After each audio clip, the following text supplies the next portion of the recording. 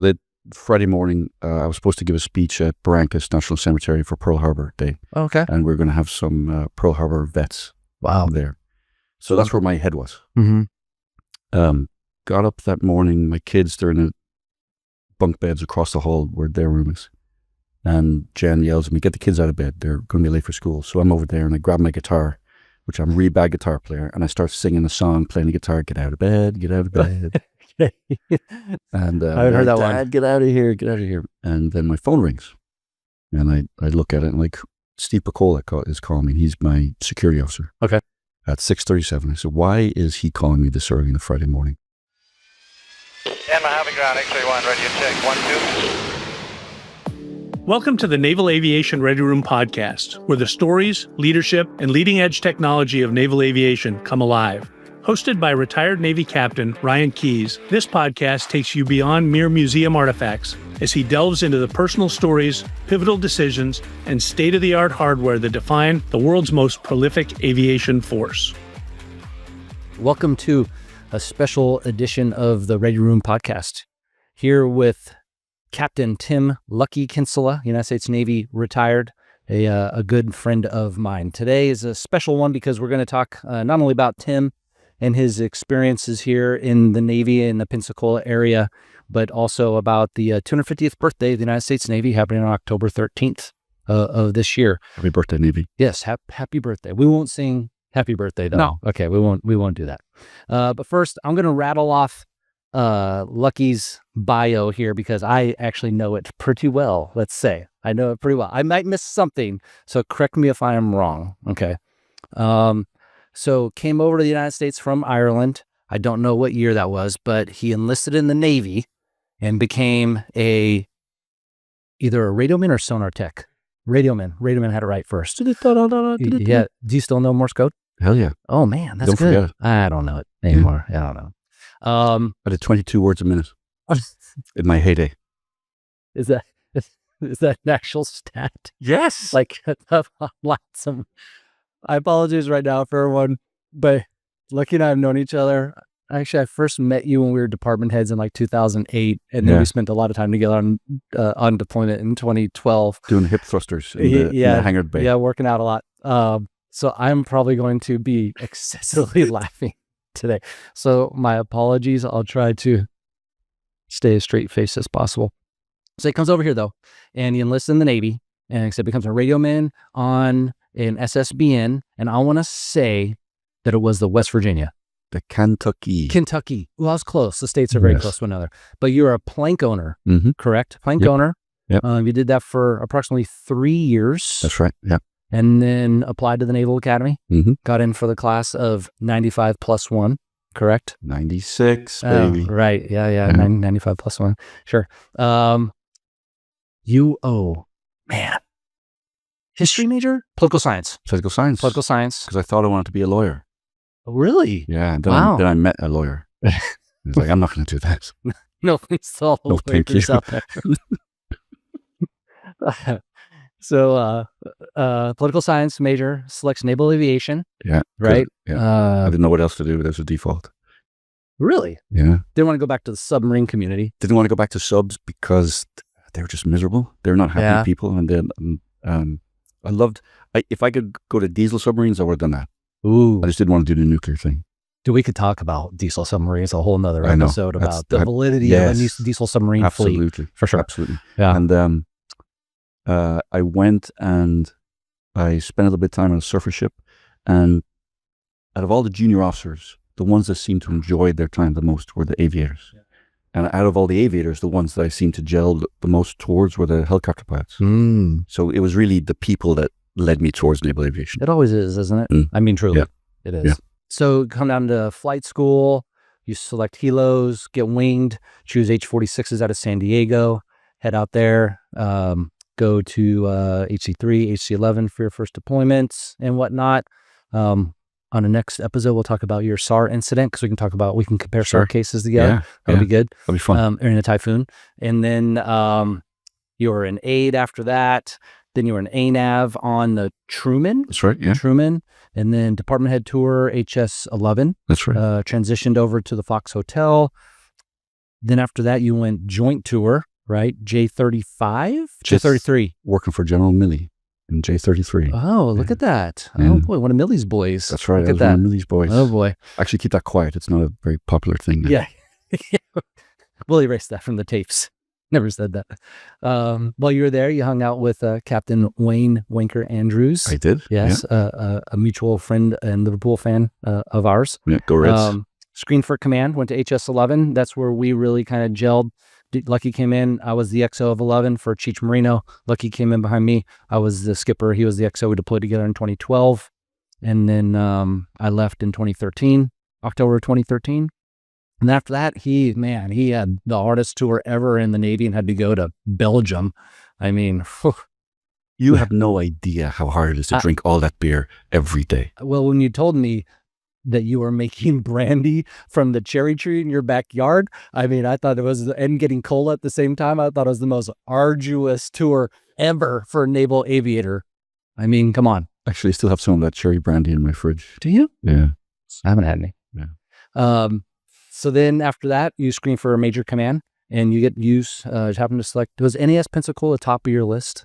It was number 3 on the list. It was really number 1. Okay. But I put San Diego and Pax River down just for career aspirations because they were the kind of the good places to be career wise. But I think my heart wanted to be in Pensacola, and that's what we got picked for. It's the cradle. Yeah, that's right. Yeah. And then you come down here. I forgot to mention, married to Jen, 2 sons, Timo and Charlie. Don't want to forget about them. Very important parts of your life for sure. Yes, they are. Then takes over 3-year tour while you're here, and you took over in let me guess, it was March of 2019. That's right. Yes. March of 2019. Yes. Everything's hunky dory, loving life. I mean, it's the best. You're living on the base in an incredible house. Flying with the Blue Angels. Yeah, I got to fly with the Blue Angels. Everything's great. Yeah, it's amazing. And then let's just say impactful times come. Yeah. Right? Yeah. Life changed. Life-changing events that are going to require an immense amount of high-quality leadership and resilience.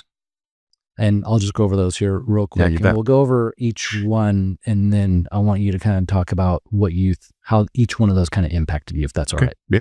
So the first one was in December of 2019. A foreign student going through flight school here, been radicalized online because he'd been vetted through the whole process, right, of coming here and whatnot. But once he got here, it kind of went downhill. He went into Naval Aviation Schools Command here building, which is essentially the center of gravity for naval aviation training, where everyone comes and begins. And unfortunately, took a firearm into there and ended up murdering 3 sailors, 1 ensign, newly graduated Naval Academy grad, and then 2 AWs who were going through flight training, beginning of flight training as well. Yeah. And then I can't remember how many were injured. 9? Yeah, 9. 9 were injured. Yeah. So can you just walk me? I know you have before, but can you just kind of talk about? You don't just have to kind of go through the timeline, but just kind of overall how you had to muster the energy for it, but how you just dealt with something like that happening in literally your own backyard. So let me walk you through just from my experience that morning. So that Friday morning, I was supposed to give a speech at Barrancas National Cemetery for Pearl Harbor Day. Okay. And we're going to have some Pearl Harbor vets there. So that's where my head was. Mm-hmm. Got up that morning, my kids, they're in the bunk beds across the hall where their room is. And Jen yells at me, get the kids out of bed. They're going to be late for school. So I'm over there and I grab my guitar, which I'm a really bad guitar player, and I start singing a song, playing the guitar, get out of bed, get out of bed. And I haven't heard that one. Dad, get out of here, get out of here. And then my phone rings. And I look at it and like, Steve Picola is calling me. He's my security officer. Okay. At 6:37. I said, why is he calling me this early on a Friday morning? So I pick it up. Hey, Steve, what's up? Says, Skipper, we have an active shooter situation, building 633. We have 1 possibly deceased, several wounded. Our officers are on scene, engaged with the shooter, and local law enforcement is on the way. So immediately my mind then goes, just for a split second, I ask myself, are we having a drill this morning? But of course we weren't. It's 6:30 on a Friday morning. So I asked him, Building 633, where's that? And he goes, well, that's where you did your flight training, sir. And I said, of course it is, Building 633. Yeah. I said, okay, I'm on my way. Keep me updated. I immediately wanted to. My mind is racing at that moment. And I want to just run out in my shorts and T-shirt just to run there, to be there. But I quickly realized that was probably the worst thing I could do, because now I'm distracting my folks from doing what they've been trained to do. And now they're worried about me. They're worried about my safety. They're worried about giving me updates when I don't need updates. I need them to do what they've been trained to do. Yeah. I also realized that I was going to be in probably in the same clothes. I don't know for how long, maybe all day, maybe days. Wow. That was a quick thought. Yeah. Yeah. I knew I knew that I was going to be on television. Yeah. And I knew I needed to present myself not only to my people, but to the world as a United States Navy captain who was responding to a crisis. And so I needed to look like a captain. I needed to act like a captain. So I went into, I knew I needed to put on my flight suit. I wasn't going to put on my khakis or anything, just a flight suit, just get the uniform that Okay. So I went over to the bathroom and started shaving. And I shaved with one of those safety razors. Do you really? I did back then. And I was so sick of paying stupid prices. You're so Irish. I know. But that you gotta be careful shaving with it, or else you'll cut the face off yourself. So, but that about 45 seconds that I was shaving caused everything to slow down for me. And so then I could start thinking through what I needed to do, what the best course of action was for me. Because there's nothing I could do in that moment. Yeah. Right? They got to do what they got to do. So then I shaved, went and put my flight suit on, grabbed my boots, grabbed my cover, go downstairs to the kitchen. Jen is in the kitchen with the boys. They're arguing over waffles and arguing over the maple syrup, who's going to put the most on their waffle. Yeah. Jen's standing there cooking a couple of sausages on the skillet. And the kitchen in our house was tiny. And it seemed like I got all the bad news from that entire tour. It was a small kitchen. Yeah. Yep. So I grabbed Jen by the elbow and I said, Jen, there's been an active shooter. I need to go. She goes, what? What do we do with the kids? And we said, well, let's keep them at home, because we didn't want them going to school and getting questions I didn't have answers to, seeing their dad on television. And besides, the base is being shut down, so they couldn't get off it. That's right. Can't leave. So I put my boots on, go out the door, and outside the door was Ken Tillman, who's the deputy security officer. He was waiting for me. I just met him last week. Yeah, he's a great American. I won't say former Marine, but he was in the Marines, but always a Marine. And then I realized I didn't kiss my kids, didn't tell my wife. I loved her because I didn't know what we were walking into. Yeah. Didn't know how many shooters there were. Didn't know if there was a group of them trying to go to multiple buildings. Did not know. That's right. You know what the threat was. No. So go back in, kiss the kids, give Jen a hug, tell her I loved her, and then walked out to tackle the day. Ken was going to drive me, but I said, no, I want this couple of minutes by myself just to drive. And it's only 300 yards to the office, to the Emergency Operations Center, which is where I was going. Oh, yeah. Okay. So you're going to the EOC. You weren't going to the site because of that. Yeah. You know, it made me think about when you said how you were shaving and everything kind of slowed down. You know, the phrase that we use in naval aviation, no fast hands in the cockpit. Exactly. Dude, that's exactly what that was. Yes, it is.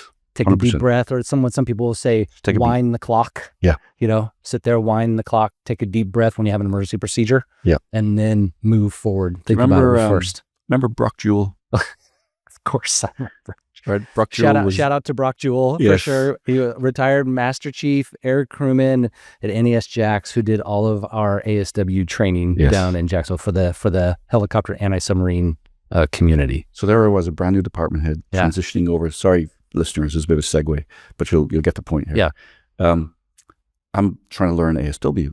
I couldn't even spell ASW. Yeah, it's tough. Right. And I'm here, I'm brand new department head, supposed to be an expert in the squadron. Mm-hmm.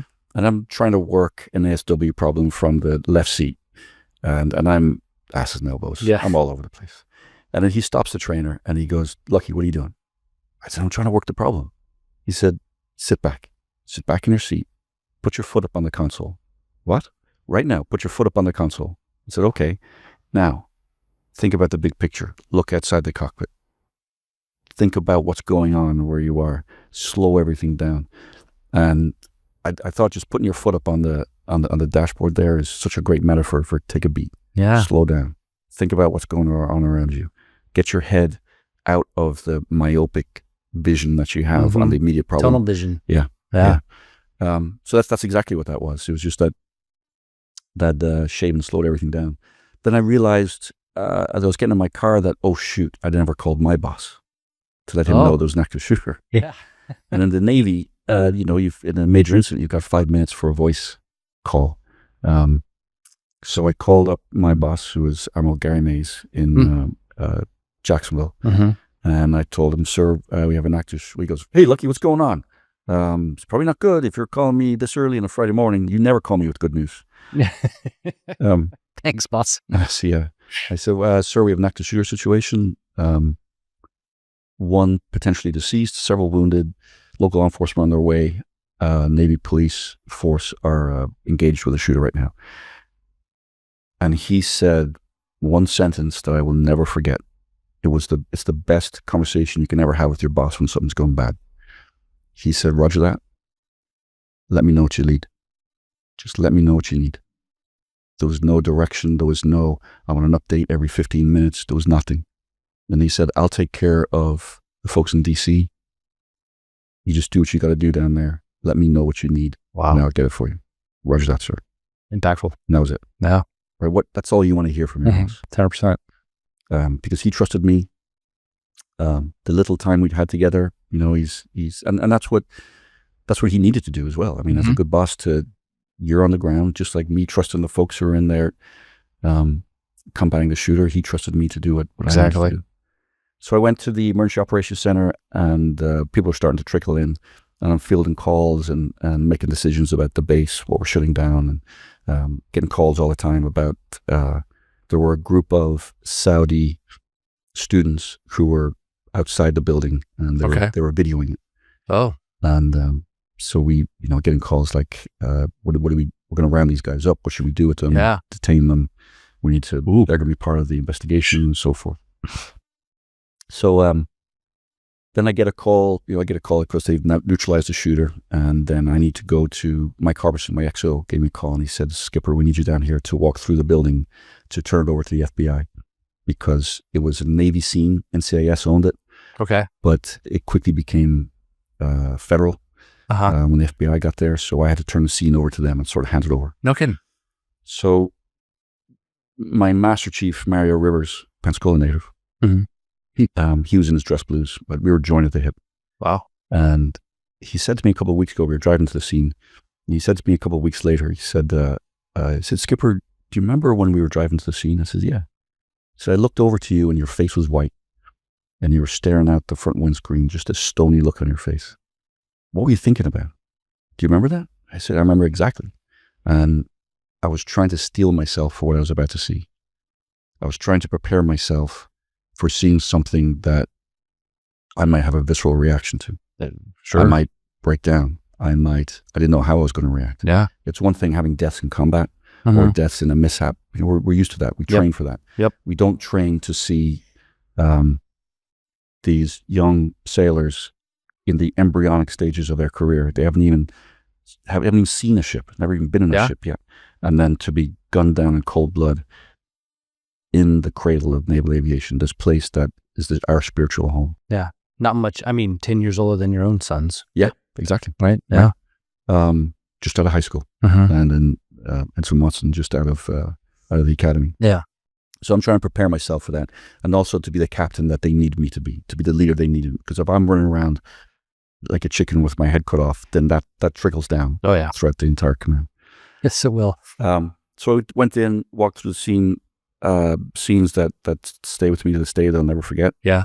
And when I walked out, turned over to the FBI, and when I walked out, one of our security officers, a fellow named Officer Benny Diaz, Marine, came up to me, put both his hands on my shoulders. I guess he saw I was pretty shook up, put both his hands on my shoulders, and he says, Skipper, we'll follow you anywhere, through the gates of hell if we have to. You lead, we'll follow. And I say that because he gave me so much strength in saying that whatever I was doing was working.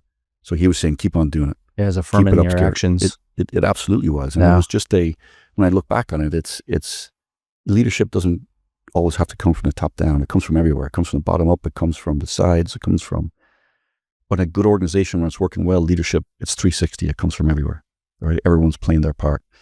And sometimes the skipper needs a bit of love too. That's right. Dude, it's lonely at the top, man. It sure is. Yeah, it is. So then dignitaries were starting to arrive. Senator Scott flew his own plane down. There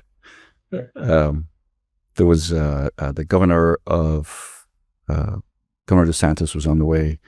But then I had to go out to, if you've ever been on NAS Pensacola, there's a bridge that you got to get across to get to the front gate. Oh, and on the other side of the bridge, the press was waiting, and they hadn't talked to anybody. So I need to go out and talk to the press. Oh my gosh.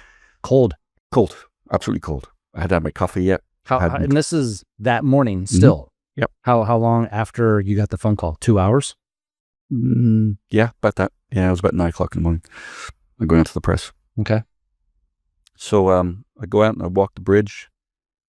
Kind of a long walk. I was going to say, did you actually walk across the whole bridge?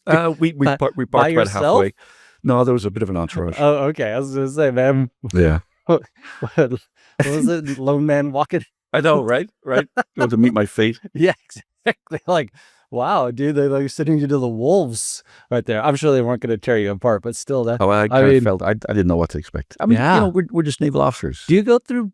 I don't know this. Do CNIC go through press training? It is the most ridiculous, worst, stupidest training you've ever. Stupidest. That's the word. It's like they give you 5 minutes where they put you in front of a fake camera and they ask you some questions, and then and that's it. It is such a neglected part of the training that should happen. Because of something like this. Correct. Yeah. Okay. So when I was walking there, in my mind, I'm trying to figure out what are my priorities? What are the things I want to get across? I knew that everybody in the city would be watching me. I knew that people in the Pentagon, I knew that the Chief of Naval Operations would be watching me, the White House would be watching me. I knew that friends and family overseas would be watching me. The president would probably be watching it. Yeah, you're right. People in airports all over the country with CNN on the television will be watching it. So the weight of that was very much on my shoulders, that I was the representative of the United States Navy to the world in that moment, because this is breaking news going all over the world. So I needed to present an image of confidence that, yes, we may have gotten punched in the gut, but we're going to get right back up because we're goddamn it, we're the United States Navy. So that's what we do. Yep. So number one, I wanted to honor the fallen and their families. Number two, I wanted to honor the police officers that went in there, our own Navy Security Forces and the Escambia County Sheriff's deputies that took them down. Mm-hmm. And then finally, I wanted to instill confidence not just to the local people, but the people on base. And really, this may sound grandiose, but the nation writ large, right? Because we're the United States Navy. Oh, there's nope. Yeah, totally understand that. So I found myself saying no comment a lot to the questions because I didn't want to compromise anything in the investigation. Mm-hmm.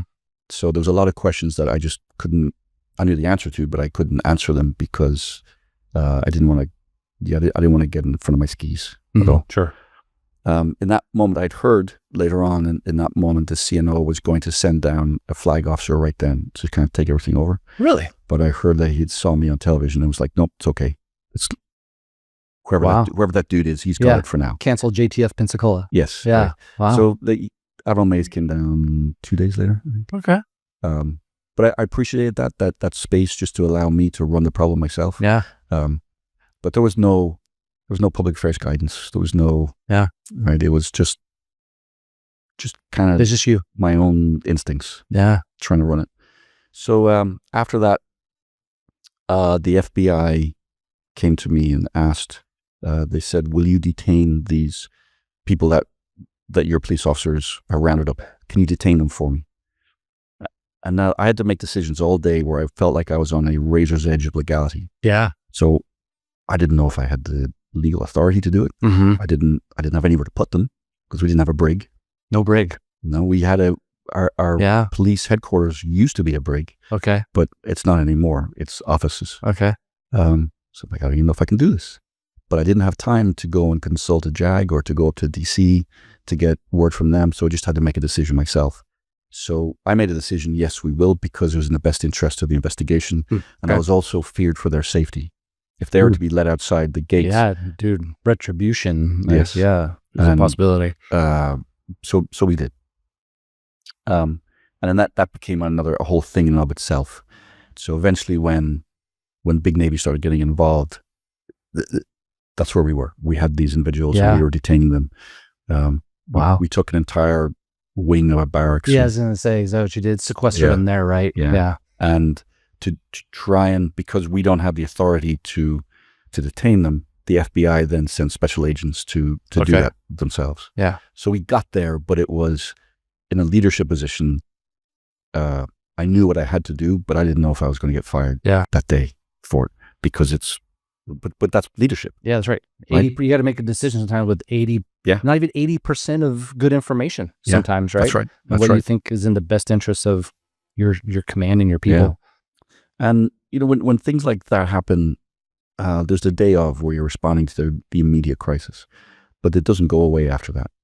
The crisis stays. It stays for a long time. So the FBI, this is one of the largest investigations the FBI has done in recent history. No kidding. There are over 600 agents involved in it, because they had to go all over the country and interview foreign students all over the country.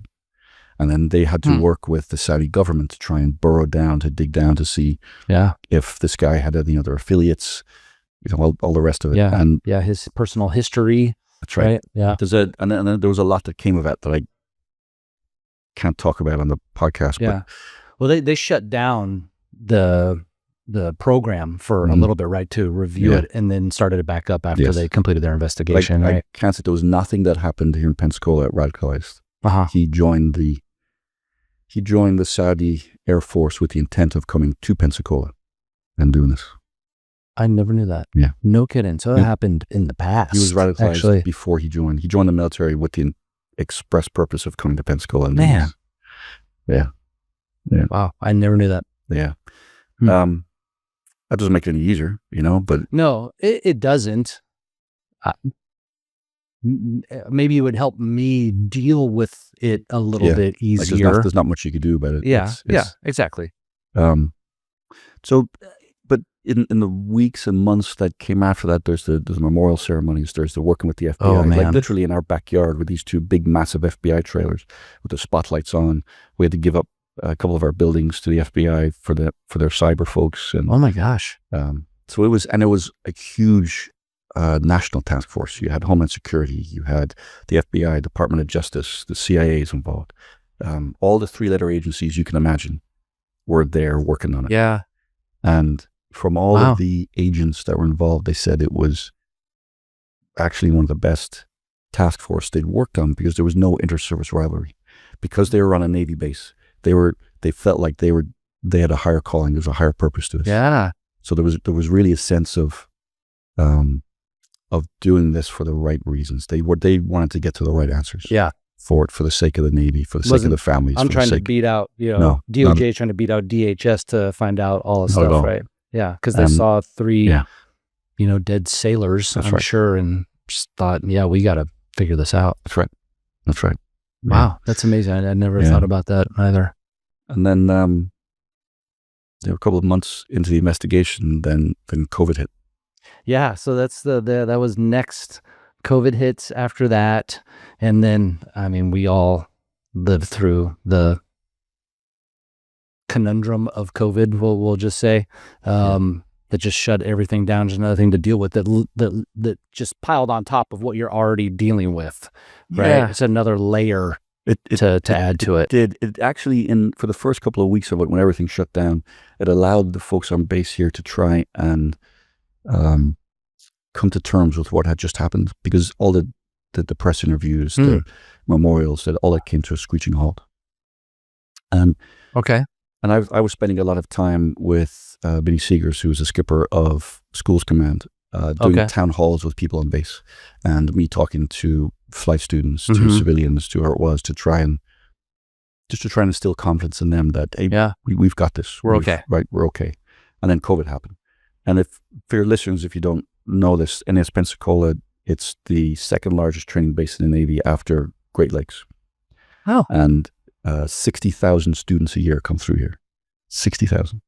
And a full 60% of all training in the Navy happens here. So 60% of all new accessions into the Navy, they come through NAS Pensacola. So if NAS Pensacola shuts down, the entire Navy comes to a grinding halt. Yeah, for sure. And that's surface warfare, that's recruiters, that's medical folks. Yeah. There's so many different ratings that come through here. So we had to figure out pretty quickly how we're going to keep that pipeline going. How do we keep all the going through, and how do we minimize the effects of COVID so we don't have this crazy outbreak in one of our barracks where it shuts down, 1,500 kids who are going through training. So that was a challenge, but it was more like a jigsaw puzzle trying to put the pieces together. Okay. But the team at NETSI really did an outstanding job. Yeah, I guess smart people working on it, right? Yeah. From a base commander perspective, it was trying, the relationship with the folks out in town got to be kind of tense, because there's almost a feeling that the city of Pensacola or the town here owns the base. They feel the right that they need to come on base, to go to the museum, to go to the lighthouse, yeah, because it's open access, right? To get to, like you said, the museum, the cemetery, the national park. That's right. Yeah, right. So trying to maintain that, and a lot of folks upset that the base was shut down, but that was across the country. True. I used to get letters. I had a stack of letters on my desk from people writing me from all over the country, calling me a traitor. What? Calling me a disgrace to uniform, because the Navy had mandated the vaccine. Yeah. So I was getting blamed for making folks. So it didn't bother me. It's Call just your congressman. I thought it was kind of funny. They would. So anyway, yeah. So we get to deal with that, and then Hurricane Sally hits in September of 2020. Yeah. Man, another one. It just kind of came up. I don't remember what category it was, 2, 3, but it just stalled. It did. And just dumped so much rain. Yeah. Some wind damage as well. Yep. And then it scooted its way out, but it just kind of hung out, right? Sally was supposed to go west, and it was in the Gulf just south of us. And so we didn't fly our aircraft out. Wow. Because it was supposed to keep on going. Yeah. And the Navy Weather Center was like, no, you'll be fine. It's just going to be a rain event. Yeah. And then the night before it was supposed to pass, it took a sharp right turn, and it came right towards it. So the base was as prepared as it was going to be. We did everything that we would do as if it was going to actually hit us. Yep, exactly. Except for flying the aircraft out. But now it's too late to fly them out. So we hangared all the aircraft. And when Jen and I went to bed that night, and it was like a freight train run over the house. The wall of the eye came right over the base. I mean, our house was shaking. The bed was banging off the wall for all the wrong reasons. It's okay. You can laugh. It's okay. It's okay. But there was water coming in from the ceiling and through the windows. There was windows breaking. I was breaking up these old wooden boxes and hammering them over the windows. Yeah, it was all the screens. The screens around the house were all ripped off, and they're flapping in the wind. And trees are bending over. The house beside us, there was a Air Force couple with their 2 young daughters in the house, and they were downstairs. The parents were downstairs. The kids are upstairs in bed. And they hear this banging coming from upstairs. And so the mom runs upstairs, and the 2 girls are in the corner of the room in their bed, hold on to each other. And the roof is lifting up, slamming down, lifting up. The roof of the house. The roof of the house is lifting up. You see the sky, and then comes back down again. It lifts up, see the sky, it comes back down again. Oh my so gosh. She grabs the girls, goes downstairs, and the entire roof just peeled off the top of the house. And it was deposited on the back side of the house. It's like the Wizard of Oz. Yeah. Right. So that was the house right beside us. Oh my gosh. So we think it was a micro tornado, because there was lots of micro tornadoes that hit the base, and it went right over that house. So when I got up the next morning, well, I didn't get up. I mean, we didn't go to bed. By the way, my son Charlie comes down, and he's rubbing his eyes, and I mean, Jen are exhausted, and the place is a mess. There's water everywhere. Oh my gosh. And Charlie goes, "Man, what's for breakfast?" I know. That doesn't surprise me about Charlie. I know. Glad you slept well, Charlie. So when I went out, though, my heart just sank, because the base was battered. It was trees down everywhere. These beautiful old live oak trees that have been there for hundreds of years. The trees are down all over. The water had soaked, it saturated the ground. The rain had saturated Did the ground anything so come much. up over the seawall Oh yeah. at all? Yeah. Yeah. Did it come up to the to Taylor Road? It was more the wave action that did Oh, it. So okay. it came up to the road, but the wave action destroyed much of the sea. Or no, it's not Taylor. What road? Is that Taylor Road? It's the one there parallel the yeah. that road. Yeah, that one. That road. Yep. So the wave action had obliterated much of the seawall. And Wow. now there was $550 million worth of damage done to the base. Ow. Which And- is still being fixed Which today. is still being fixed. There's stuff That's- still that's being a- fixed today, 5 years that's- later. That's another story. Yeah. So the two buildings that probably weathered that storm the most are the Okay. two oldest hangars in the Navy. No way. Yep, one Yeah. made in 1914, one built in 1918 that are still there to this day. Whoa. Pretty amazing. You think everything that they've been through, Early all the engineering. hurricanes. Yeah, amazing.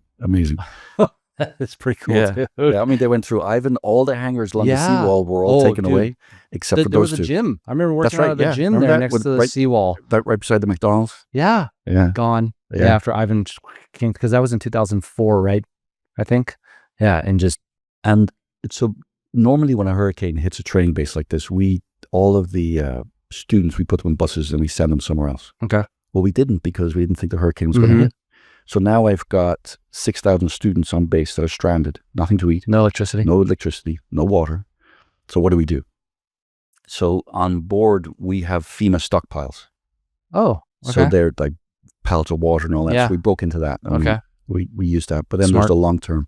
But people that worked on base, your civilians, they started coming in when, even though their own houses were flooded, even though they'd have a tree through their living room, they still came in Wow. to light off the grills so they Okay. can start cooking hot food for these airmen, Marines, and sailors that Yeah. are living in the barracks. I mean, it was amazing. I learned so much about the resilience of people when they feel like they're working for a higher cause, when they're working for a Yeah. purpose, and they wanted to get in there for those young sailors and Marines and That's airmen. great. I mean, it was amazing. It was eye-watering to watch it. And the same with our public works people, the NAVFAC folks that were coming in, even though they had huge problems of their own Yeah. in their own Trees houses. down in Yeah. their front yard, probably too. Yep. Yeah. It was I was just listening to a podcast the other day. Shout out to Opposing Bases podcast. It's really good. And they were talking about last year, because I was going back a year ago, when Hurricane Helene came up, hit Florida, but then went to northwestern North Carolina and just destroyed Western North Carolina. Yeah. All of the early supplies were brought in by General Aviation aircraft. Oh wow, Cessnas and Yeah. Pipers throwing like 200 pounds of stuff amazing. in there, just people doing work to help out their fellow citizen. You It's know? like the evacuation of Dunkirk, all the little Oh, fishing boats yeah, that went that's right. across the English Channel. Yeah, And totally. It's just when in crisis, I learned a lot about crisis leadership in that year, and crisis leadership. You don't figure it out during the crisis. It's crisis. Preparing for a crisis comes with a culture that you create For sure. leading up to it. And it's creating that sense of teamwork, of unity, Yep. of morale. When I say morale, I don't mean rah-rah, having good coffee in the break room. No, I mean fighting spirit, that's right. right? Pushing through the hard times. That's it, exactly. That is, good morale means good fighting spirit. That means that you're willing to get out of bed, get into work when it's tough, when it's hard, and being there for your teammates when things are hard. Yeah. How do you create that culture and that sense of unity, that sense of purpose? And it's if you don't have that and we hit the crisis, it's going to be really hard to get through it. Crumbles. It absolutely crumbles. So our challenge from a leadership challenge was, it's one thing to go through a crisis and then have time to rebuild afterwards, but we were getting punched again and again and again. Yeah. And there were a lot of things that happened during that time. Like we very sadly lost Vinny Seegers in Oh yeah, that's right. in an aviation accident. Yeah. So he's a major commander on base, plus his XO Mm-hmm. that we lost. There was the George Floyd incident that affected us here as well. Yeah. Yeah. Right? There was the January 6th incident that affected us, because that's a lot of very hard questions that young men and women in uniform are asking of their leadership. Yeah. What's going on here? Mm-hmm. So you've got to figure out how to talk to them about that. Yeah. So there's lots of things during that year that were happening in the background that as a leader you got to figure out, and you got to be able to, and you cannot have honest, transparent conversations with your people if you haven't been having those conversations in the past. Right. Because it's going to seem very disingenuous if, well, all of a sudden now you're going to be Mr. Transparent if you haven't been that way before. That's right. Right. So They'll see through that.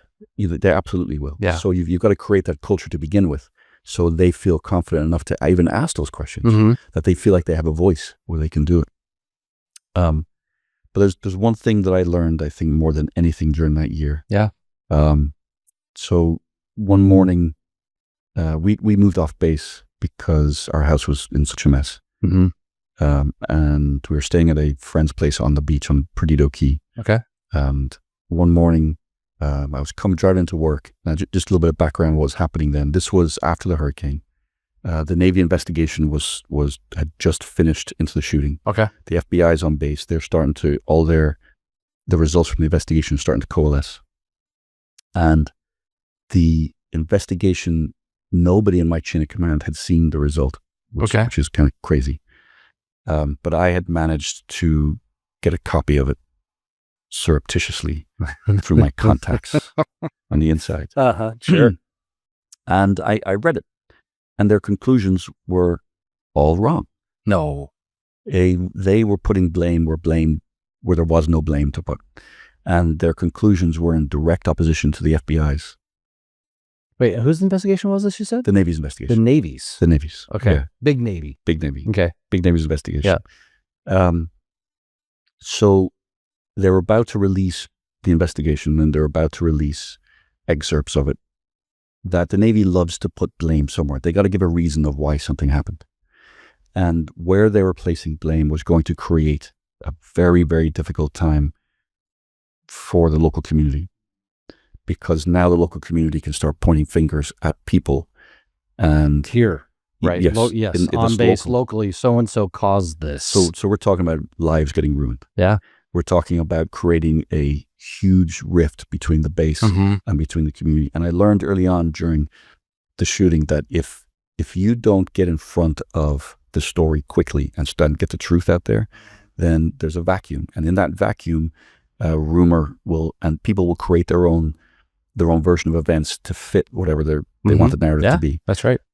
And the Navy didn't allow me to do that. Chinfo said, nope, everything's got to go through DC, drove the FBI crazy because they knew what was going to happen. So then in that vacuum, a false narrative, which still exists to this day, was created. And we've been fighting it ever since. No kidding. So I talked about making decisions. Yeah. That was one decision that I wish I would have done. I wish I just sort of said, the hell with the Navy, this is what I'm doing. And I'm going to get this out. So part of that false narrative, the Navy's investigation was furthering that. And I was so frustrated. I was so mad. There was no reason to put this investigation out. There was no reason to do it just yet until he can let the FBI do theirs. Yeah. Why try to do that? Why not just sit on it and wait a little bit? That's a question for the ages. Yeah. So I started going through it. I called up my boss. I said, sir, they cannot release this. And he hadn't read it yet. Mm-hmm. And he said, well, Lucky, just treat it like a safety investigation. That you may not like the results, but you just got to deal with it. I said, that's not the point, sir. Do you realize what this is going to do to our community? He says, look, you just deal with it. So I had developed a relationship with the Secretary of the Navy just through everything that happened. Yeah. So I had concocted this idea in my head that I was going to call SecNav and plead with him to put a stop to everything, which would probably get me fired, but it was worth it to me to do this. So go back to, I'm driving into work. It was early morning. The sun was rising over the beach. It's gorgeous. Yeah. The U2 song One was on the radio. Oh. And I'm thinking about this, and I had such a feeling of frustration. So remember, this has been going on for a year, essentially. We're just getting punched again and again and again. And I'm trying to be the captain that everybody needs me to be. And I'm taking all the weight of everything and putting it on my shoulders. And I just started crying in the car. I just broke down. Dang. And I had to pull over. And I realized I need help. Wow. I need help. I need somebody to help me figure all this stuff out in my own mind. Because I was burdening a lot on my family. I sat down with our priest, Michael Hoffman. We were good friends, and just over bourbon. And I started unloading a lot of stuff. And he said, you know, you're not being fair to your family, you're not being fair to your wife, and you're not being fair to the people that work with you, because they need all of you, and you're not giving it to them because you're probably only operating at 40%. Oh my right gosh. now. So that meant that I was probably giving 30% to work and 10% to my family. I was not being a good dad. I wasn't present for my family because I was so caught up. When I go home, I'm done. And Jen, you know, she says now to this day, she's like, for that whole year, you weren't at home. You weren't there. And for the folks at work, I thought I was doing my best, but I wasn't, because I was so exhausted emotionally from everything that had happened that I wasn't being, towards the end there, I wasn't being the leader that they needed me to be. So I asked it took me a while to get there. It took me a couple of months. Yeah. Wow. To admit to myself. And I called up the skipper of the Naval Hospital and I said, hey, I don't want this to be public. I don't want to go through the reservation system. Can you get me a mental health person for me to talk to? He says, yeah, sure, man. So I met a mental health professional. It was life-changing for me. So for a year, I met him once a month for a year. Mm-hmm. And he helped me to understand a lot of the things that were going on in my own mind. And he helped me it was really just me sitting there and unburdening stuff. It was the hardest, those 12 hours cumulatively were the hardest 12 hours of my life, because I would come out of there emotionally, physically exhausted. I had to take the rest of the day off. Yeah. Because it would just take so much out of me. But like to this day, I'm still, so when December 6th comes around, my body tenses up. It's like a physical thing, but that time I spent with him has given me tools and given me the wherewithal to be able to deal with it, know it's coming, know that you feel that, emotionally you can feel getting depressed, it's weird how it happens. Yeah. I'm not sitting there thinking about stuff. It's just like this chemical thing sort of takes over you and you start thinking about things different. So that, where am I going with this? And it's that anybody who tells you in a crisis, hey, you got to make sure you're looking after yourself, has never been through a crisis before. You don't have time. You're there to look after the mission and look after the people that are doing the mission, and to make sure that the people doing the mission have the tools that they need to get it done. And that's what you're doing all the time. Yeah. But before the crisis happens, you got to be looking after yourself. You got to know, I use this phrase a lot, that everyone's got a bucket of joy, and you have to be filling that bucket all the time, because in a crisis, that bucket gets drained. And at the end of the crisis, that bucket's probably empty, and you got to know where you can refill it from. But if you're not filling that bucket up, the next crisis comes, you're starting on empty. And the next crisis comes, you're below empty. Yeah, right. And that's what I wasn't doing. I love playing golf. I wasn't playing golf anymore. I wasn't working out. I wasn't eating right. I wasn't reading the books I love to read. I wasn't. No, you were sacrificing yourself. I was, and it's easy. It's easy to do that. It's funny that when you need the things that you love the most, you ignore them. Oh, that's a great point. You put them aside because you're focused on whatever the mission is. So, like, and I also realized it wasn't that I was miserable. I was walking around with this big my head down all the time. You know, I was still laughing, but there's a difference between happiness and joy. 100% there is. Happiness is a reaction. It's fleeting. It is. Happiness is it's like I kick you on the shin and you say, ow. I tell you a joke, you laugh. Happiness is when your wife tells you you can buy a new set of golf clubs. Yeah. Joy is when you hit your forearm 2 inches from the hole. Always a golf analogy. Right. Or happiness is when I bought my 1988 Porsche 911 Cabriolet with Venetian blue and a camel tan interior. That's happiness. I'm like, oh my God, I've always wanted this car. It's fleeting. Joy is when you're driving through a hairpin turn up in the Blue Ridge Mountains and you downshift and you hit the accelerator right as you get into the apex. Perfect. And you feel just the back tires are hugging the ground and you're sinking into your seat and you feel it in your bones, right? That's joy. So joy is something you have to choose, and you got to let it into your life. And it's a very conscious thing you have to do. As a leader, I was doing a FitRep debrief with my admiral, and he made me write down what are the things I got to work on. Okay. And the first thing I put was be positive. And he said, Lucky, this is stupid. You're the most positive person I know. Why did you put that first? I said, sir, because you got to work on it. Every single day, you got to work on being positive. It's easy to not be positive, man. It is so easy. In this career Yeah. field. Yep. 100% it is. And those days when you just got the crap kicked out of you, yeah. you still got to be positive.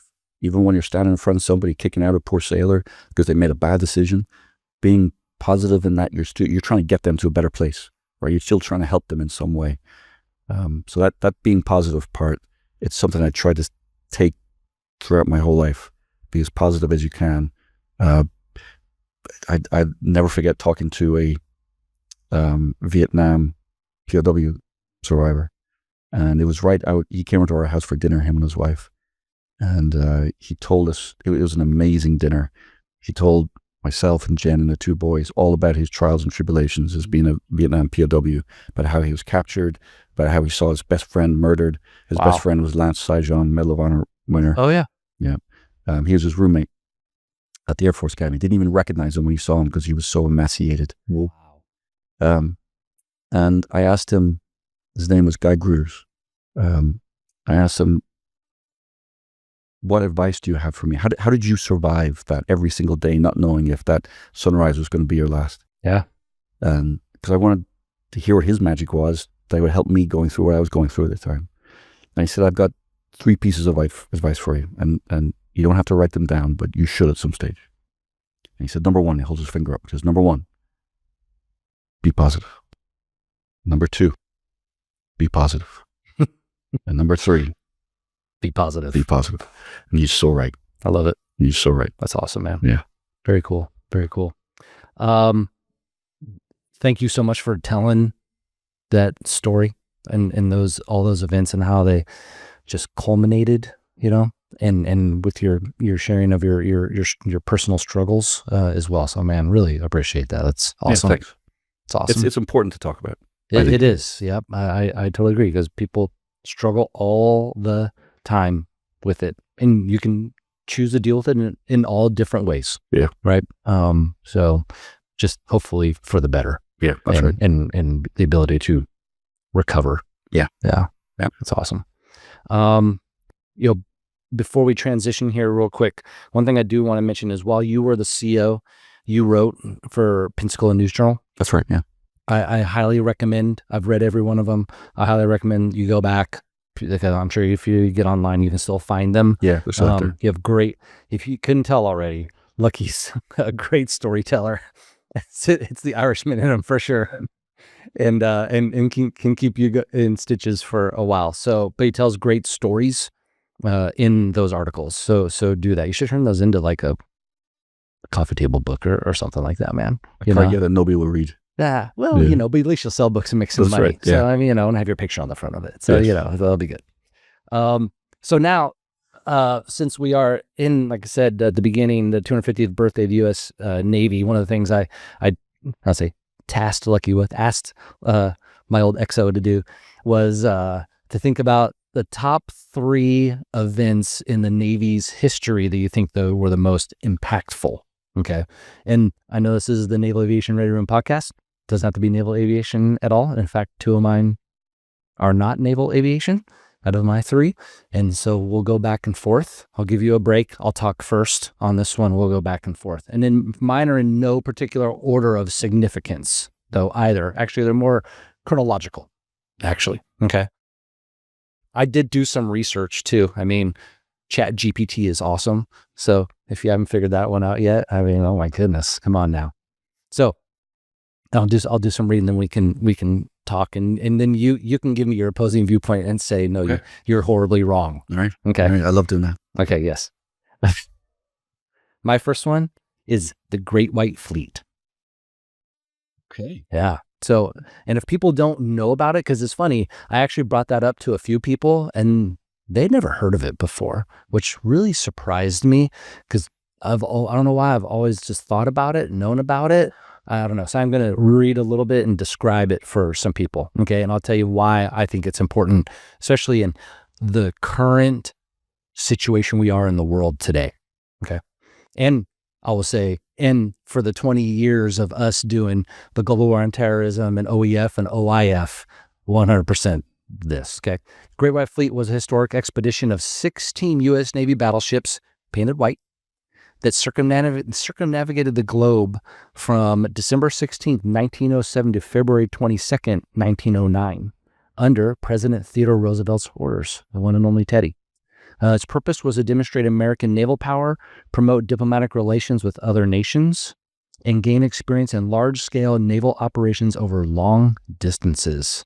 The fleet's voyage was a major peacetime achievement that showcased the United States as a significant world naval force.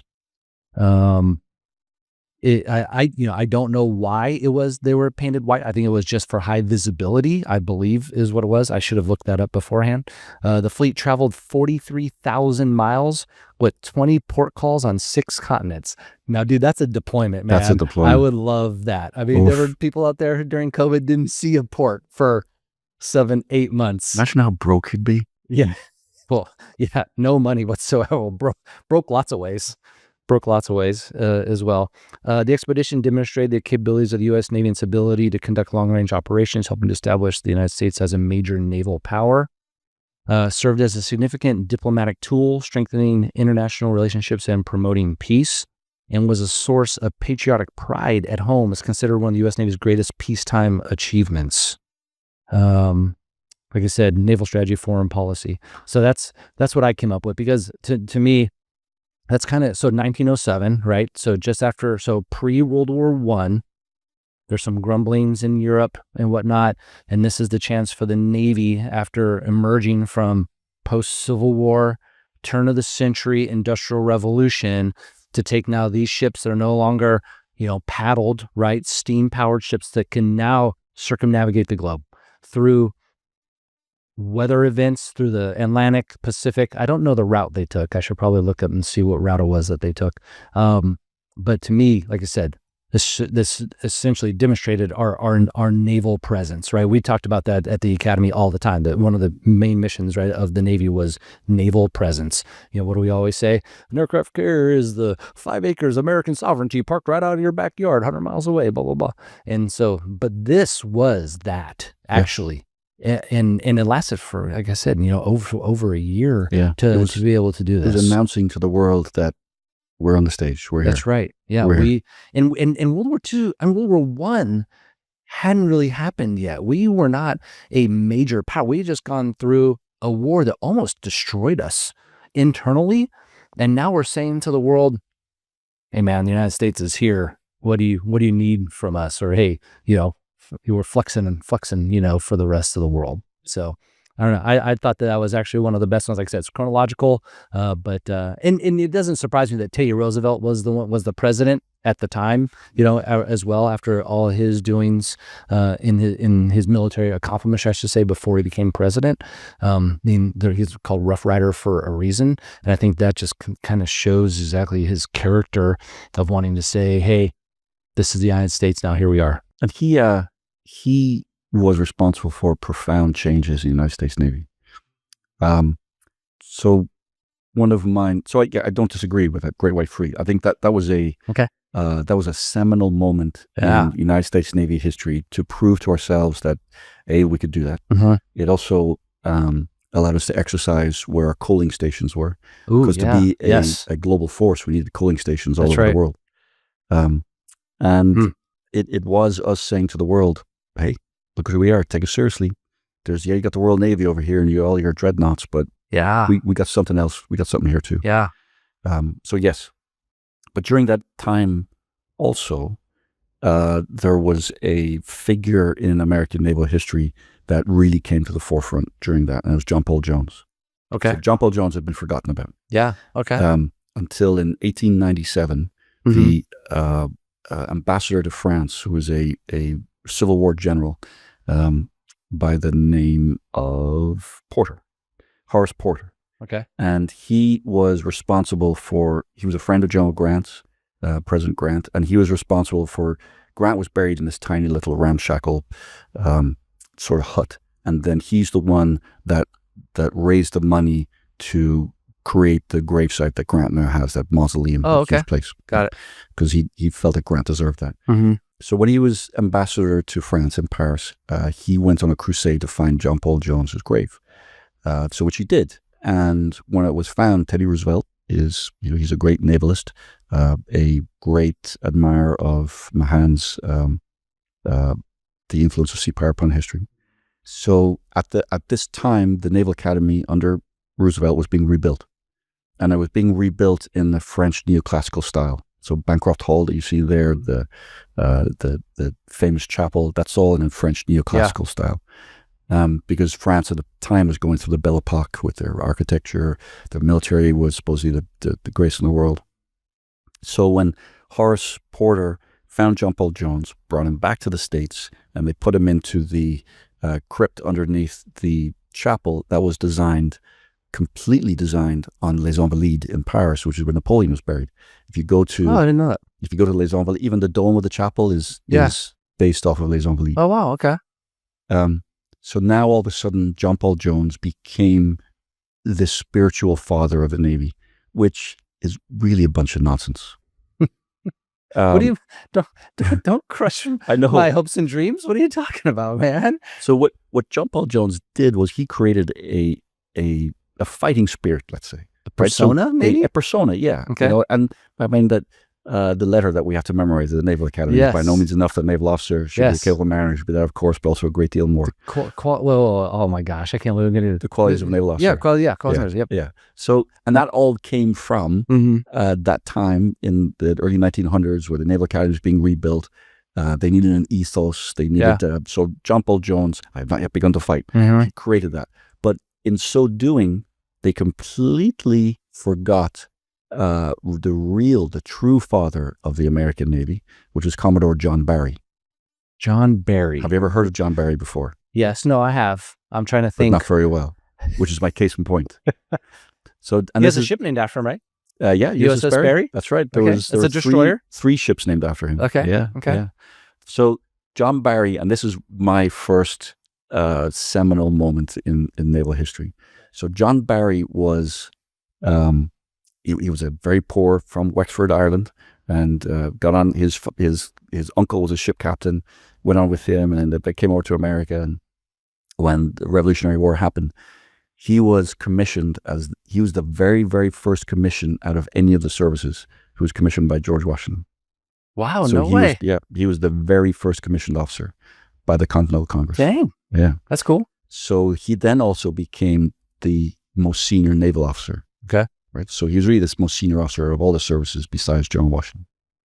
But he was also the winningest ship captain during the Revolutionary War. He captured more prizes than any other American captain. But he did a few things that were more important. He set the standards for American officers. He set the standards for what it meant to be an American naval officer. Yeah. And he wrote the signal book, for example, for the signals. So we didn't have any standardized signals between ships. Was he a Royal Navy trained guy? He was in sort of Oh, you said Ireland. He's from Ireland, but that was part of Britain back then. Okay. The Acting Union hadn't happened yet, but it was. So if you were Irish and you wanted to go in the Navy, you went to the Royal Navy. And he did spend some time in the Royal Navy. So he took a lot of the things that he learned there and he brought them into the American Navy. And there's the professionalism. So he professionalized the American officer corps. Okay. Right, for standards. With the Uniform Code of Military Justice, with naval regulations, with the signal code book, even with uniforms. And he was... Sounds like your sea daddy. Right. Yeah. And he was also our first flag officer. So he was named... They didn't want to... Continental Congress and then our regular Congress did not want to create admirals in the American Navy for fear of creating an aristocratic class.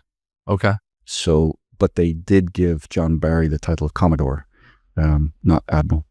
Wow. Okay. Yeah. So there's a statue of John Barry right there down in Philadelphia. There's in the 1800s, he was very much celebrated as the father of the American Navy. And then when John Paul Jones was brought back and buried in the crypt at the Naval Academy, he squashed him. Then Barry got kind of forgotten because John Paul Jones had some great quotes. That's right. He kept some good ships. Mm-hmm. Yeah, he did. yeah. He did. Yeah. He did. He embodied the spirit of the revolution. I'll have to look him up. Yeah. All right, you got me started. Was that your number one? So that was it. It was the birth of the American Officer Corps. Oh, okay. And the professionalization of the American Okay. Naval Officer Corps. Yeah, I do. That's awesome. Mm. Yeah. Sweet. So I go for my number 2 You now. go. All Go, right. baby. When I'm sure that we're probably going to, if this isn't on your list, I'd be really surprised. The Battle of Midway. I don't know if that's not on your list? Nope. Ah, man. I'll tell you why. It's No. tangentially mine is, but Okay. So really the reason why I picked it, because there are other, like I said, multiple other battles that happened, or, and if you think about it, this was very tactical in the Pacific versus the strategic idea behind what they were going to do with island hopping and moving, towards Japan. But the thing I tied it in with was the importance of carrier aviation that goes along with it. I would hope that everyone knows about the Battle of Midway, but if you don't, I'll just read it real quick. June 4th through 7th, 1942, decisive naval battle in World War II that marked a major turning point in the Pacific theater. The U.S. Navy achieved a crushing victory over the Imperial Japanese Navy, crippling Japan's naval air power and halting its expansion in the Pacific. So they'd attacked Pearl Harbor in December of 1941, hoping to destroy our aircraft carriers. That, what's funny is we had, demonstrated, I don't know how much carrier power prior to that, but not a great amount. But they knew, and they had their own aircraft carriers, as well. But really, they didn't achieve what they wanted to when they bombed Pearl Harbor. They did, bomb battleships, aircraft, but all the aircraft carriers were out of Pearl Harbor and on maneuvers somewhere in the Pacific, right? So they did not complete the mission, what they wanted to do. Then we broke their code, knew what they were going to do next, because they wanted to hit Midway and use that essentially as a stopping ground on the way, either to build a barrier of islands. We always talk about first and second chain right now with China, kind of the same idea, and then to expand, to the east towards Hawaii and then mainland United States. But then it says here, with advance warning, Nimitz moved his available carrier forces, Task Force 16, the Enterprise and the Hornet, and Task Force 17 to Yorktown to an ambush position northeast of Midway. So, watch Midway, the movie. I think the original one. I think I have seen the second one, but I can't remember how good it was. I know I've only watched that once, but I definitely watched the old one multiple times. I'm pretty sure it's a pretty good example of what really happened in history. I think. So essentially, they surprised. It was. I want to say lucky. Man, how would you describe it? Would you say it was luck, or that they, so that we launch airplanes. The Japanese had just returned. They were changing out armament on board their carriers. So they couldn't send up fighters. We started dive bombing them, either dive bombs or torpedo dive bombers, and then we ended up sinking. We lost one, and they lost 4 of their aircraft carriers during that time. So that within, 6 months, essentially turned the tide of war. Not like overnight per se, right? So there was a lot of fighting, island hopping to do, more aviation engagements throughout the Pacific after that, and Marine landings, actually a lot of Army landings, actually more Army amphibious assaults actually than Marines. So it established naval aviation as a power projection force, and it essentially turned the tide of the war. Yeah. So that's why it was on my list. So there's a few things during that battle that I like to call out, and they're all really individual actions. How the tide of the battle turned on the tenacity of a few individuals. Yeah. On John Waldron, right? John Waldron, who was the skipper of Torpedo Squadron 8. Oh, yeah. Okay. Right? Yep. And so he on his own volition, decided he was not going to follow his CAG, Stan Hopering, who was like, no, we need to go in this direction. And he's like, no, I know the fleet is over here. So he took his squadron, broke off from the formation to where he thought the Japanese were, which is where they were. Yeah. And completely sacrificing his squadron that tied up the carriers so they couldn't launch aircraft long enough for the torpedo bombers to get there. Wade McCluskey, Commander Wade McCluskey, who was CAG, of his air wing, having the almost out of gas, but still having the tenacity to like, nope, I'm gonna hang on, and then seeing that destroyer down there and say, oh man, I'm gonna follow him. I'm gonna follow it in, and lo and behold, there's all those flat tops just waiting.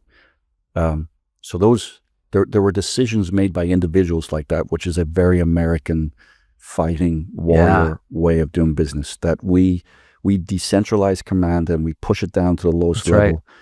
It's I think the greatest strength of Americans. Like there's a famous quote 100%. from a Russian general that was asked what do you think about American doctrine, and he goes, doctrine? They don't have a doctrine. That's right. They fight the battle and they read the doctrine afterwards. But there's tangentially to that, my major moment in American naval history, it's something that facilitated that battle, that allowed that battle to happen. And I'm not sure if this thing hadn't have happened that Nimitz would have done what he did, because the gamble, he's putting all of our carriers into that fight, and if we would have lost that, we got nothing. Yeah. When we're done in the Pacific. Okay. So what allowed him to be able to make that calculated gamble, because it wasn't reckless, and it's the Naval Two Ocean Act of 1940. Oh man, this sounds very prosaic. You sure you weren't a history major, dude? Come on, man. So I got that one. That 1940 Naval Two Ocean Act? Two Ocean Act, also called the Vinson. Carl Vinson was he's the one who started in Congress to get it pushed across. And the Two Ocean Act was the largest naval spending bill in American history. Oh, okay. And it allowed for a 70% increase of naval vessels. Okay. So that, you look at the crazy numbers of how many American ships and how many carriers we had. Well, like one Liberty ship produced every day. Right. Yeah. That was because of the Naval Act of 1940. Because Congress saw what was coming on the horizon, and they wanted to be able to fight a war in two oceans, and we couldn't do it with the Navy that we had. So Nimitz knew that even if he lost those 3 carriers, that he was going to have 8 more Essex-class carriers that were coming into the fight in a very, very short order of time. So if that act hadn't have happened, we would have been playing catch-up the whole time. Yeah. And I think he would have held back. That's right. And not engaged, possibly not engaged, because then he doesn't know, well, this is all I got. This is all our nation has. These 3 carriers, and we got no plans for building any more carriers. Then would that have changed his calculus in going there? And he knew very well that, because he was stationed in the Bureau of Personnel in Washington, D.C. when that happened. Yeah, so he was very familiar with it. Mm-hmm. And I think about that today. If we were to have a major conflict against a near-peer competitor, and then we started losing aircraft carriers, we've got nothing to back it up. No. Nothing. Right. So how does then that change our tactics and our strategy and how risky that we're going to be? Because Nimitz was not reckless. He was not he liked to play cards. He liked, to have he had a famous drink that he made in Macalapa when he was up there. He used to make pictures of it that were pretty darn strong. So he was a very approachable, very amenable, but he trusts his people. But when he made a decision, he made a decision. He was very collaborative in working with his staff, but his decisions were always his and his alone. Wow. But he never made a decision just out of the blue. It was always very informed and very calculated. Yeah, calculated. No. So I question whether we would have gone to Midway with such gusto had we not have known that we had carriers coming behind. Good point. Mm-hmm. Great point. All right, my number 3 for most influential events on U.S. Navy history is the advent of nuclear power. Story of rapid technological innovation spearheaded by the one and only Admiral Hyman G. Rickover. The use of nuclear propulsion revolutionized naval warfare, particularly for submarines, and continues to be a central pillar of American maritime power. So the research obviously began after the dropping of the atomic. I mean, I'm sure it's happening at the same time as the atomic bomb development. But essentially, in 1946 is what they kind of say now is the advent of nuclear power. So Admiral Rickover was the father of nuclear navy. If you haven't heard about his eccentric personality, I invite you to research him and listen. And so quick quick one for him. Yeah, so yeah. when I was enlisted, the Uh-huh. engineer on the Kentucky told me that when he went for his interview with Rickover, so for our listeners, we don't know, Rickover made a promise to Congress when he was trying to get the nuclear program developed that he would personally interview every officer that Yeah. was going to go into the nuclear program. So this guy goes for his interview, and Rickover looks at his record, and he's standing at attention there in front of Rickover in his desk, and he's reading his record. He goes, "So, you're a cheerleader at the Naval Academy?" "Sir, yes, sir." "Give me a cheer." "Sir, give me a cheer." I don't understand, sir." "Here's 2 pieces of paper. Use them as your goddamn pom-poms or whatever the hell you call them, and give me a cheer right now." So he did this. Give me an N. Give me an A. Right, Yeah. Jansen, and jumping and Yeah. jiggling right in front of Rickover. And then Rickover told me it was the stupidest thing he'd ever seen. He kicked him out of the office. And then my company officer at the academy, Rickover said to him, "Piss me off. Sir, make me mad. If you can make me mad, you get in the program. If you can't, go home and go do something else." So he saw on the side table was a model of the USS Nautilus, which is the first nuclear power submarine. He picked it up and he threw it on the ground and broke it into small pieces. And Rickover jumped up, squeaked, "Get the F out of my office right now." He was so mad. But he got into the You nuclear got a program. Yeah. That's awesome. There's another guy I knew. Sorry, there's so many stories where Rickover locked this kid in his closet. I've heard that. I've heard about that. I'm sure that he wasn't the only one Right. that happened. Yeah. Yeah. Man. Yeah. What weird, interesting guy. Right? Yeah. Right. So when I was at the academy, in order to keep every option open, Mm-hmm. I actually interviewed for Nuke. Oh, did there you? with one of the company officers, right? Oh, okay. Yeah. with one of the company officers. Yeah. That was the first step in the screening process. And man, I can't remember what was his name. Oh my gosh, I can't remember. His lieutenant. And this is in the end of your sophomore year or the beginning of your second class year before you put in your preferences, I want to say, for a service assignment, and you go through the process. I can't remember. Anyway, I think I was a second class, a junior. And we sit down. He says, "All right, Midshipman Keys, so I'm looking over your transcript here. Looks like you struggled a little bit when you were, a plebe." And I said, "Oh, yes, sir. Just, dealing with the, balancing military life, academic life, it just, but, and he said, well, and then I see here that your first semester, your youngster year, you failed Calc 3 and got a D in physics. Can you explain to me about that? Do you have like a death in the family crisis?" It's like, "No, I don't have anything other than I started playing rugby and I became a sophomore and I could get off, the yard and everything. And, just kind of learning what it's like to kind of be a midshipman, not just a plebe anymore." And he says, "Okay, I think that's all the questions I have for you. Thanks." Just got up. I was like, "Oh, that didn't go very well. Guess I'm not going Nuke." So I got a Nuke interview, and I was supposed to go to Naval Reactors. Oh, And you you got know- that for you, further than Yes. me. And Yeah. if you get on the bus, that means that if they accept you, you're going Nuke. That's it. That's part of the deal. You get on the bus? When you put your foot on the bus to go to Naval Reactors, if you're on the bus, that means that you're committing to go, because that bus ain't turning around. That means that you're going in for the interview. Oh my gosh. And so the morning of the bus, If you pass the interview. if you pass it, but just about everybody does because they screen them for it. Oh, okay, sure. So okay. my company officer was a submariner, and I was wearing my dolphins, Yeah, as a midshipman. And he asked me if I wanted to go back to subs, and I was like, "I'm not sure." It says, "You do. We want you need to go back to subs. You need to go do." So okay, yes, sir. So he gets an interview for me. I guess he pulled some strings because I was not very smart. I'm still not very smart, and I had no business being there. I mean, I'm a poli-sci major, for crying out loud. So the morning of, the bus leaves real early, left at like 5:45 or something to get to Naval Reactors. And my alarm goes off and I hit the snooze. Alarm goes off, I hit the snooze.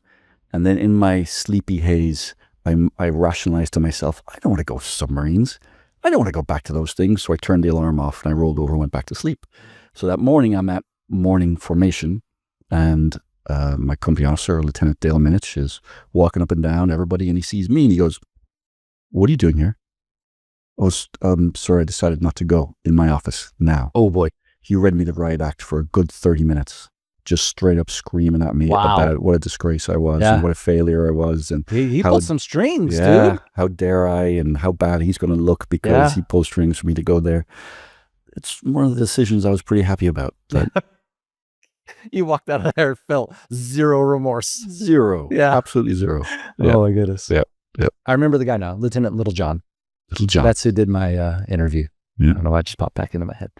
So, all right, let's keep moving forwards here. So, the Naval Reactors Program was formally established in 1948 to oversee the development of nuclear propulsion plants for the fleet. I actually didn't know this. The initial prototype naval reactor was constructed and successfully tested at Naval Reactor Facility in what state in 1953? Do you know? West Virginia. Idaho. Idaho, yes, of Idaho. course. Yes. Isn't that because Yes. Boston Spa is in New New York. York. What was the one that was in Idaho though? Man, Man, I remember talking about it. I know it's yeah. shut down now. I don't think they even I use it. remember they're still sending them there for new school for Yeah. prototype. Yeah, Boston Yeah. Spa is still used, though. All right, so first nuclear power submarine, as you alluded to, Nautilus, 1952, commissioned in 1954. It also was the first vessel to complete a submerged transit of the North Pole. And in 1960, the USS Triton completed the first submerged circumnavigation of the globe. That's right. Oh my gosh, dude. The Triton Life at the Naval Academy. Oh yeah. Yeah. Dude, that's a long ways to go, Right. dude. Yeah, it In a is. submarine? Right. Imagine how stinky it was. Oof, that's rough. In 1960, I mean, I know no time on board a submarine is comfortable. You know, there's not a lot of space for activities. Yeah. But they were Yeah. small back then. Man, no kidding. Wow. Then the advent of the one and only USS Enterprise, the first nuclear-powered aircraft carrier, which I have been so lucky to spend years of my life on. And you know how many reactors the Enterprise has? 8. 8. You know why it has 8? Because they used small submarine reactors vice That's the right. 2 big aircraft carrier They reactors. didn't have reactors big enough. So Yeah. they just put them all in series. Yeah. The mobile Chernobyl. That's right, mobile Chernobyl, baby. Yeah. So Enterprise, she was commissioned in 1961, and then finally deactivated in December of 2012. I was there in Norfolk, and you know what? She's still sitting up at Newport Naval Shipyard. I heard she's coming back down here to get dismantled. I don't know that. I heard that she's there was from the talk Mobile. of pulling her around South America and over to Puget Sound to do it there because that's where they do all the submarine ones. Yeah. But dude, so she's been sitting there for 13 years, just Wow. rusting The away. amount of money that we Yeah. spend on. I know, man, it's So crazy. what I always found fascinating about the Enterprise. So there we were on deployment on her in 2012. Yeah. The crew that crewed her, right? So her keel was laid in 1958 or 59. So and that her first crew, a lot of them, especially the officers, were World War II vets. Definitely Korean War vets. Oh my gosh, no kidding. So the Enterprise was always a different ship. It had a different culture than any other ship in the Navy, and it was very much on the one of a old- kind. one of a kind. One of a kind. And there was a culture that was very much an old school type of a culture. We mhm. do things the old naval aviation way, and I think it's because when a ship is commissioned, whatever that first crew is that commissions a ship, that culture stays with it. So Wow. you have good ships and bad ships. Yeah, that's right. know? It's hard to shake it. It's the same Too. with squadrons. Yeah, It's really, if you got a bad squadron, it's really hard to shake it. I don't care who you put in there. that's right. It's just perpetuates itself. So that the fact like the first CO of the Enterprise was a World War II vet.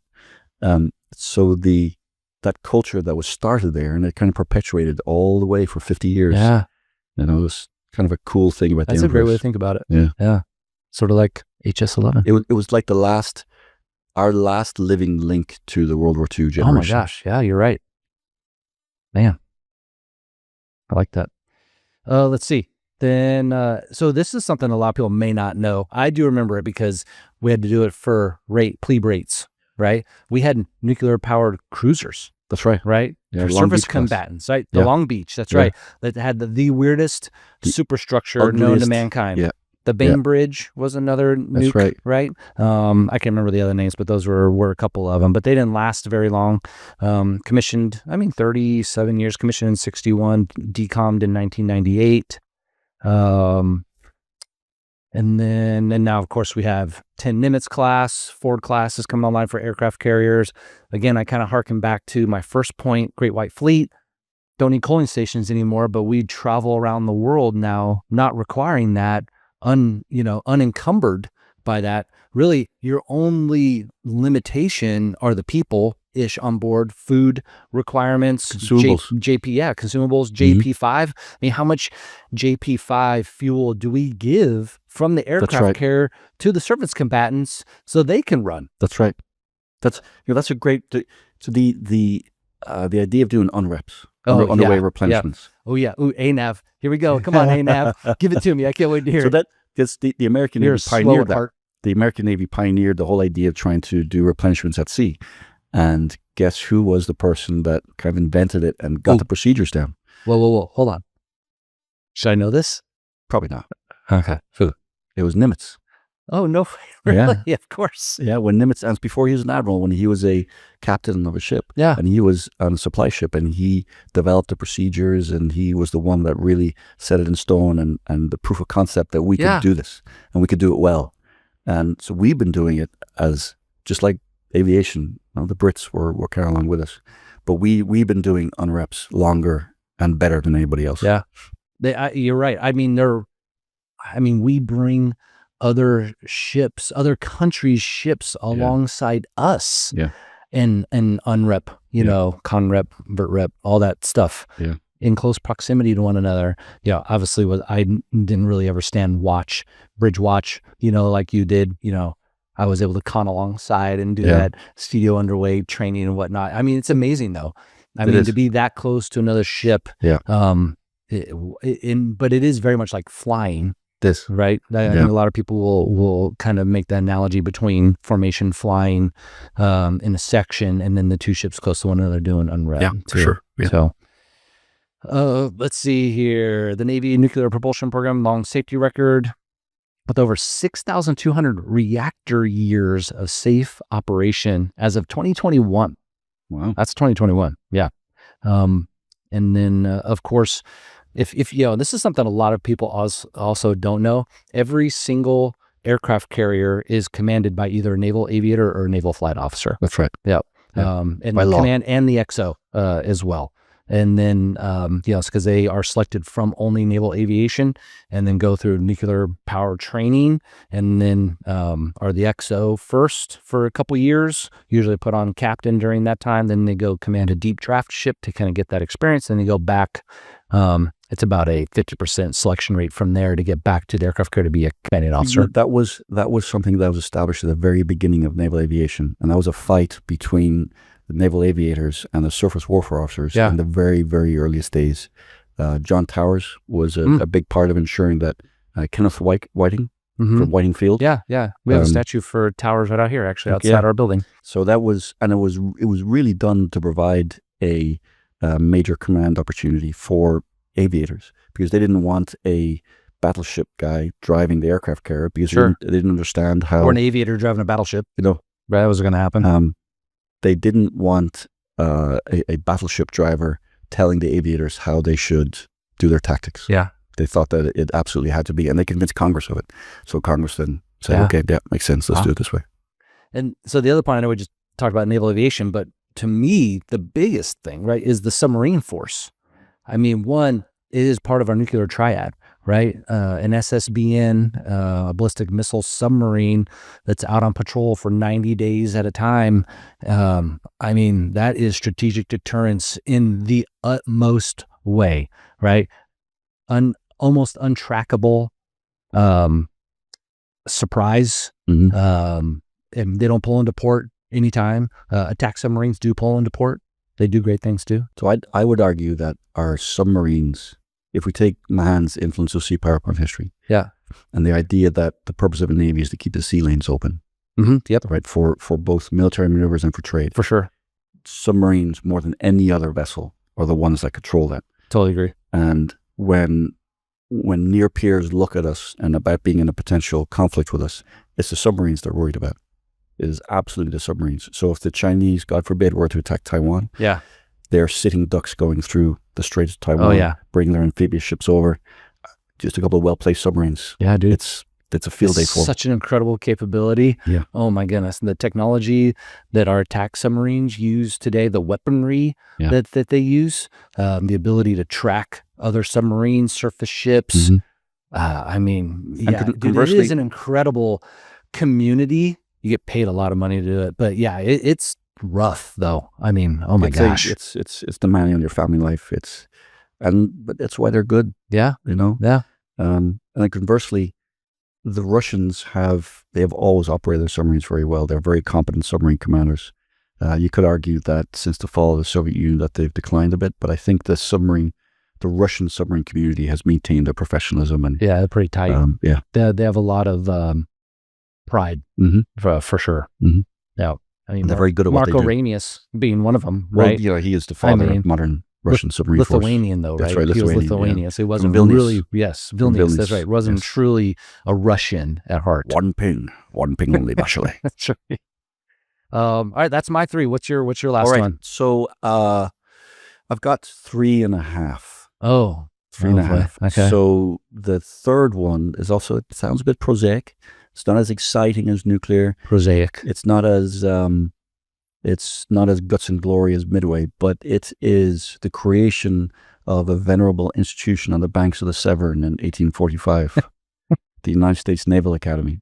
You're just saying that. Because no, I No, swear. I know. It's the professionalism It is. of It the is. officer corps of the So service. we went from you trained as a naval officer by being a 13-year-old midshipman. Yeah, that's and right. being sent to sea. Mhm. So your education was wholly dependent on the ship captain, whether you had a good captain or a Yeah. bad captain, or whether that captain paid attention to what it was that you were doing. So when we decided to professionalize the force, some elements of Congress didn't like it because they thought that we would create an aristocratic force, and that's why you have from very early on they had to be nominated by congressmen to give Congress control over Yeah. who went in there. So Okay. it wasn't just the sons of business scions, or, Yeah. you know. So it kept the element of American republicanism that Yeah, of you're right. merit Anyone, any man, anybody can do. any woman, That's right. can go to That's this right. now, not just the upper crust. It's not Ivy Leagues. That's right. This is a public institution. And then, as I was saying with West Point, you know, Yeah. you look at Grant, who came from very humble beginnings. Yeah. Eisenhower, Mhm. you know, it came from a tiny Abilene, Kansas. Yeah. It's so many of our great military officers that went through the academy came from very, very humble Yeah, beginnings. not aristocracy. No, Uh-uh. not at all. So the professionalization of our officer corps revolutionized the Navy, transformed the Navy, because now you had a core group of officers that were trained the same way, thought the same way, same expectations, a similar culture, and a shared culture, so they could move the Navy in a more professional direction. Got it. So the half of a 3.5 is, and this one might be a bit tongue in cheek, but it was on 1 June 1914. It was a very, very dark day in the Navy. 1 June 1914. 1914. Probably the darkest day in the Navy's history. Whoa. Yeah. You're not joking around. The You're actually being I'm dead serious. serious. The Secretary of the Navy, Josephus Daniels, banned all alcohol on Navy ships, Oh, okay. which is Okay. why a cup of coffee is called a cup of Joe. Is named after Josephus Daniels, Secretary of the Navy, and the joke was that a cup of coffee was the strongest thing you could get on a Navy ship, No way. so they called it a cup of Joe. There you go. And Wow. he was a teetotaler, a big proponent of prohibition. And when prohibition was repealed in 1933, the Navy still maintained no alcohol on ships. Dang. Yeah, That's a great tip. You said, Yeah. well, I'll write that down. June what? June 1st, 1914. June 1st, 1914. But a real incident that I think also affected the Navy was the tragedy off of Hondo Point in California. Which one? Hondo Point, the greatest naval disaster in peacetime. Was it the explosion of? No, it was an entire flotilla squadron Yeah. of destroyers. Were doing a high-speed run down trying to do a high-speed run down the west coast. and they mistook their bearings, their own magnetic bearings, Yeah. and they made some bad readings, and the entire squadron, except for one, ran into a peninsula just off of their Hondo Point. And just, you can look at pictures, destroyers Yeah, I'll turned look that up. upside down. Really, it's just devastating. Wow. I never heard of that. Yeah, but that changed our navigation standards. Oh, And okay. it changed. There was a lot of lessons learned Yeah. that we had from that. You're just a cornucopia of naval history, my friend. In my own mind. Yeah. Mm-hmm. You should become. Yeah. You need a master's degree in history. So you got to do. All right, to close this out. So I'm just going to reiterate. So mine were Great White Fleet, Battle of Midway / Naval Aviation, Aircraft Carrier Aviation, and then third was nuclear power, advent nuclear power. Yours was John Barry. You have to do some Beginning looking of the upon. professionalization of the Corps. Professionalization of the U.S. Navy. Mhm. Number two, Naval to Ocean Act of 1940, which Mhm. allowed, like I said, Nimitz to have almost like a backstop for production as he moved forward in his in the war in the Pacific, and then the establishment of the Naval Academy because of, again, that professional development side. And then your half one was prohibition. Prohibition. Because I'll lockdown. tell you, I still drink port. I used to. I love port wine. You come back from a tough flight, and Yeah. you're all tense and everything, and Yep. it's a dark night, and you're like, man, geez, I'm glad to get back after that. Imagine if we could have sat down and have a gin and tonic, That would have been great. and then talk about the flight, Yeah. and debrief over a gin and tonic. Well, you could do that not on the boat, but you could do that back in the squadron. Yeah, Yes. maybe a bit too much, Yeah. especially at Fallon. Oh, yeah. Oh, yeah. Yeah. Silver State Club. That's right. Oh, man, that sounds great. Yeah. I remember going to Waffle House a couple of times Yeah. there on Highway 17 south of the base Yeah, with the JOs and having Or you Waffle get- House at 1 a.m. you get back from those late night strike missions, Mm-hmm. and you'd be in the O Club at 1 o'clock in the morning, and Oh, yeah. sometimes you leave to see the sun come up. That's right. Mm. Debriefing. Debriefing. Yes, Debriefing. debriefing over a fat tire. Yeah. Oh, or something even better than that That's right. sometimes too. You That's never right. know. Yeah. So actually, we when I shot my first live Hellfire, we went there afterwards and had drinks for a little bit. So yeah, it was good. I was talking to a Army Apache pilot Oh. the other day. He works with me, and I asked him, so Oh no, in Iraq, Afghanistan, how many Hellfires did you shoot?